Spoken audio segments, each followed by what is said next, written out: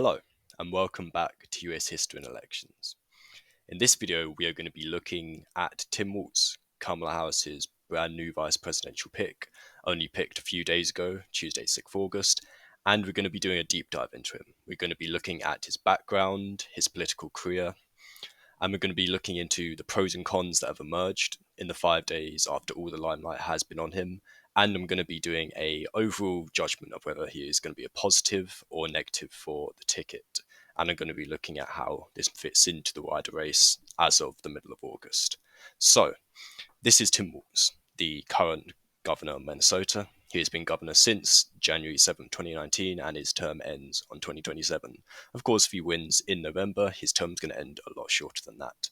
Now, I did a video on the VP presidential candidates. I said Tim Walz would have been a solid pick, a good pick, in my opinion, considering the Democrats only wanted a safe candidate. And clearly, that is what the Kamala Harris campaign decided they wanted. They didn't want the risk of Josh Shapiro. Now, Tim Walz is a pretty normal guy. That is pretty much the stick that the Democrats have tried to run on him. And you look at the stuff that he did, he's pretty much a normal guy. There's not much arguing with it. I mean, he was born in Nebraska, he enlisted in the army.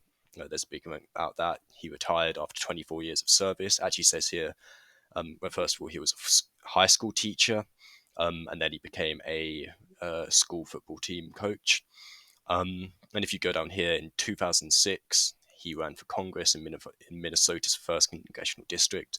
This is a large rural district to the north and east of the state.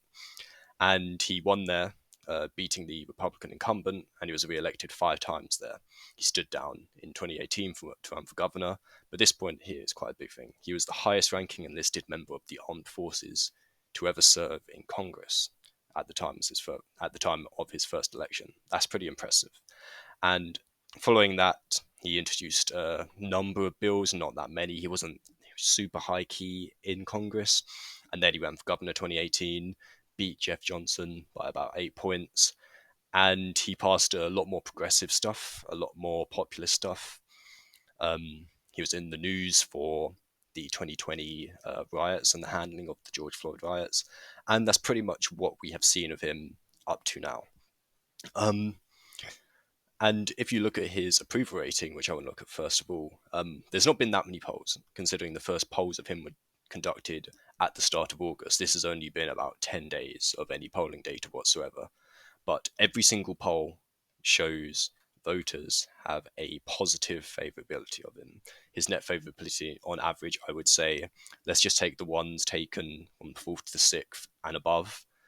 You were looking at about 8 or 7 points net positive favorability ratings, which is an extremely strong position that you want to be in. I believe Kamala Harris is about the same as Donald Trump at the moment, hovering in the high negative single digits, so about -7, -8. Donald Trump, his favorability has increased as well, down to the -9, -7, -8 territory, which shows there's a huge difference between Tim Walz's popularity at the moment, albeit we're looking at 31 to 25%. We're not even adding up close to 70% in some of these favorability polls. That will change in the next couple of weeks. We're going to see him quite prominently in the Harris campaign, and we're going to see him quite prominently at the DNC, which is coming up next week. So I think it's going to be more interesting to look at favorability then. But the polling that has been done shows that there is a clear favorability rating for him. Some are showing as high as 13, some are showing a bit lower. I'm going to try and ignore these ones below the 4th of August, because that was just pure speculation at that point. We had a much solider understanding that he was going to be the VP pick after these. But overall, high favorability, and therefore that is always going to be a positive. Now, we're going to start looking more at the pros and cons. When he was Minnesota representative for the 1st district, he was graded as all Congress members are, and along the ideological score. Furthest to the left are bills that are the most leftward-leaning, and Congress people that support those ones. Furthest to the right, the opposite. The more far right they are, the more far right bills and positions you co-sponsored during your time in Congress. Walz sits pretty much in the middle. He leans slightly to the left, considering this will be the neutrality score just along this line, but he is way, way, way further to the right and closer to the center than pretty much all his Democratic colleagues during his time in Congress. I believe, yeah, this was taken from January 2013 to December 2018. That's a 5-year period. And as you can see, when he was a congressman, he was a fairly moderate congressman. But you want to see how this changes, and this does change from his time as a congressman to his time as a governor. Now, I'm just going to take one thing out of a few things. There's a lot of talk online as this guy is a extremely progressive governor. I would strongly push back on that, considering there are many, many more progressive governors in America. And Tim Walz is a lot more of a populist governor. There's similar Republican governors that have pushed through agendas similar to his, such as universal school meals for elementary school kids. But I want to look at the arms control one, gun control one, sorry, in particular. Now, as you can see here, 2010, 2012, 2014, 2016, the NRA gave him A ratings, which is extremely high for any Democratic congressperson. But following his 2018 governor race, he received an F rating. Therefore, all his money that the NRA would have supplied his campaign with went out as well with that.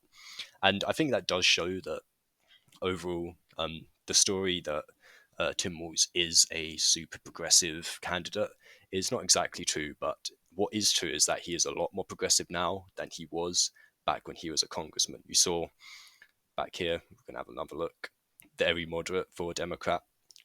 A lot of the positions that he has taken since he has become governor of Minnesota are a lot more in the normal Democratic agenda, such as, I believe I had it on Ballotpedia, I'd rather quote it from here, such as free breakfast and lunch for public schools, legalize recreational marijuana, and quickly restore voting rights to individuals convicted of a felony.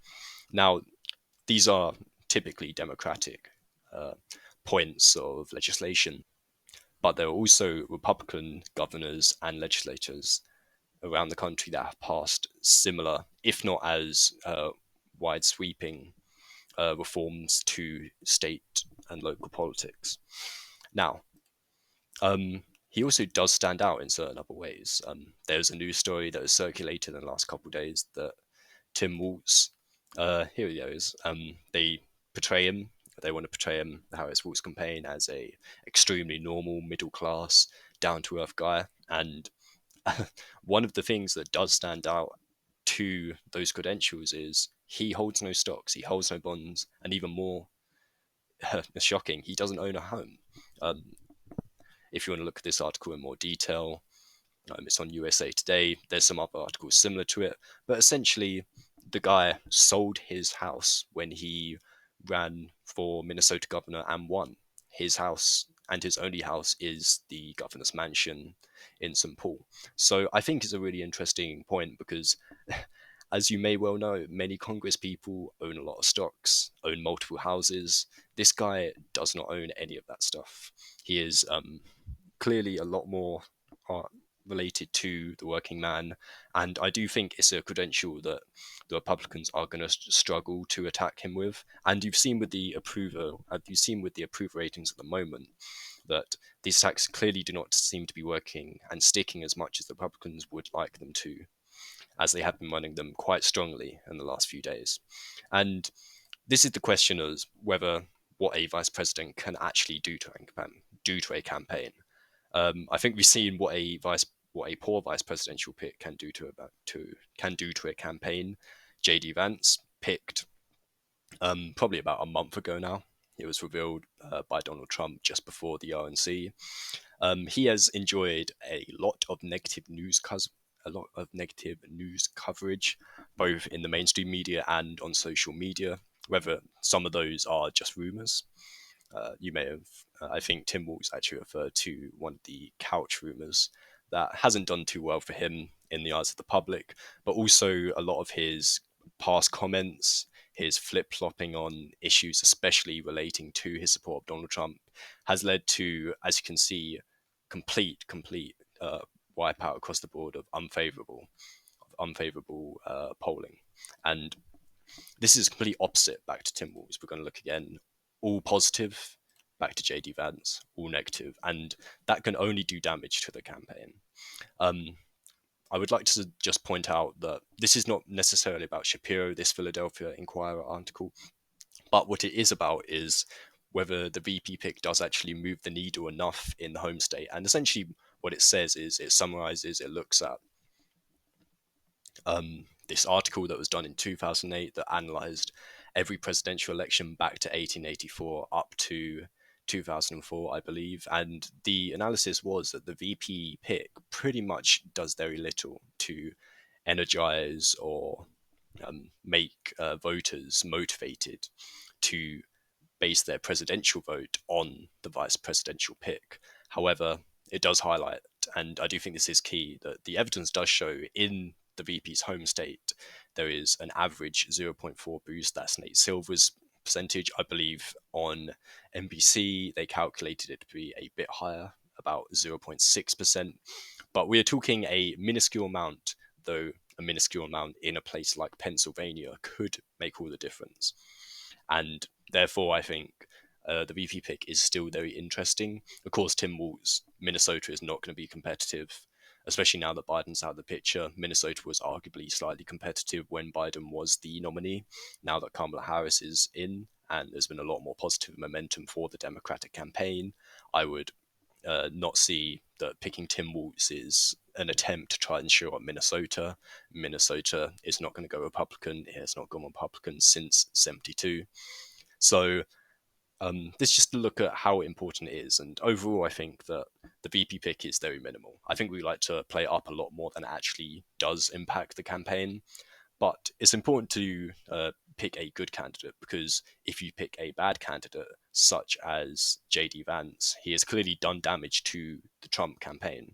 The Trump campaign has lost pretty much all momentum, and one of these things that contributes to that is the negative news stories about Trump's vice presidential candidate pick. Of course, Sarah Palin, a similar one of bad news articles dominating the headlines. It does do some damage to the foundations of the presidential campaign. Whereas I do think positive VP news and stuff doesn't exactly do damage, but by not doing damage, it doesn't hurt or help the campaign, and therefore that is a net positive.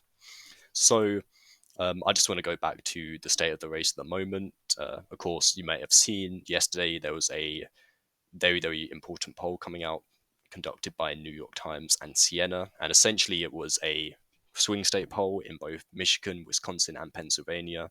And essentially what it said was Kamala Harris is now ahead of Donald Trump in those key states by 4 points each, 4 points each, 4 points in every state.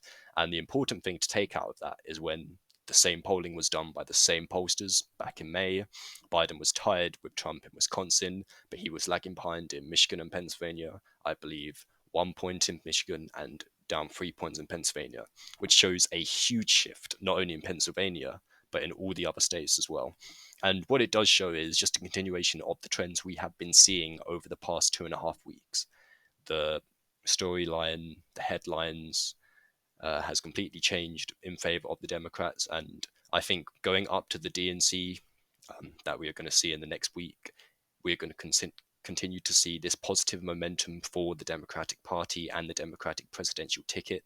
And it's going to be very interesting to see after that, because the predicted positive momentum is going to subside a little, but I think it's not going. I think it's going to be really interesting to see. The race is going to take a new shape then, and I'm looking forward to seeing what is going to go on. So back to Tim Walz, I think it's a good, solid pick. I think the Republicans are struggling to attack him, find a good attack line that can resonate and stick with voters. Same with Kamala Harris at the moment. I think they're going to find it a bit easier once they have their attack plan laid out. And I think that is going to impact the race a lot more significantly than we may presume at the moment. So, thank you for watching. I hope you enjoyed. Remember to like, subscribe, and comment if you want to see more videos like this. And I will see you all again very soon.